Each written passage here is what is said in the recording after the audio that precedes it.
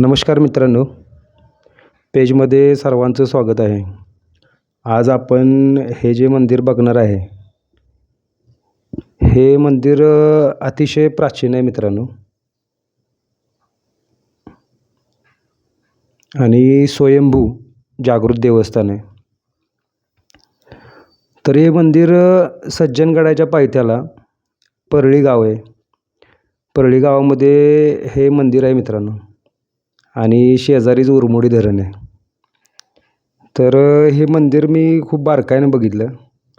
या मंदिराचं खूप असं सुंदर कोरीव काम आहे आणि याला आपण कुठल्याही प्रकारचा बाजूचं म्युझिक वगैरे काय दिलेलं नाही, कारण अधूनमधून कोकिळा हजेरी लावत होता. त्यामुळं जसं ह्याचं नैसर्गिक आवाज आहे तो ठेवण्याचा आपण प्रयत्न केलेला आहे. आणि हे जे मंदिर आहे प्रत्येक बाजूनं आपण तुम्हाला दाखवण्याचा प्रयत्न केला आहे. कुठे कुठे मंदिराची पडझड झालेली आहे, हे बघू शकता. हे जे समोर मंदिर दिसतंय ते मंदिर आज बंद होतं, त्यामुळं आम्हाला आतमध्ये जाऊन व्यवस्थित शूट करता आलं नाही. आणि त्याच्या बाजूला हे छोटंसं महादेवाचं मंदिर आहे. इथं पण खूप सुंदर अशी पिंड आहे महादेवाची. आणि हे मित्रांनो मंदिराची आतली बाजू आहे, ती आम्ही खिडकीतून मोबाईल आतमध्ये घालून शूट करण्याचा प्रयत्न केला आणि जेवढं दाखवता येईल तेवढं दाखवायचा आम्ही प्रयत्न केलेला आहे. खूप असं सुंदर देवस्थान आहे. एक मनाला एक वेगळीच शांती मिळते या ठिकाणी. ती गोष्ट आम्ही अनुभवलेली आहे.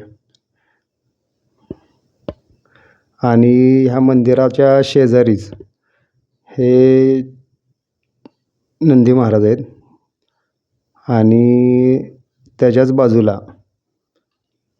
छोटंसं गणपतीचं मंदिर आहे. हे समोर बघू शकता, हे ते गणपतीचं मंदिर आहे. खूप सुंदर अशी गणेशाची मूर्ती आहे आणि त्याच्या शेजारी महादेवाची पिंड आहे मित्रांनो. आणि ह्या ठिकाणी एक छोटंसं मंदिर आहे, हे बघू शकता. आणि त्याच्या शेजारीच हे इथून असं मंदिर दिसतं आणि त्याच्या पाठीमागं जे दिसतं ते डोंगर, ते सज्जनगड आहे मित्रांनो. ते बघू शकता, त्या पाठीमागं ते लांब दिसते असं डोंगरासारखं, ते सज्जनगड आहे. आणि मंदिराच्या मागच्या बाजूला हे ते एक छोटंसं तळं आहे, तळ्यासारखं आहे.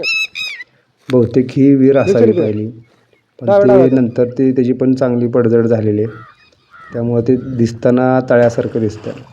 आणि तळ्याच्या इथून सुद्धा मंदिर घेण्याचा प्रयत्न केला आहे आम्ही, हे बघू शकता. तर मित्रांनो, हा व्हिडिओ तुम्हाला कसा वाटला तर तुमची प्रतिक्रिया नक्की कळवा, कमेंट करून नक्की सांगा.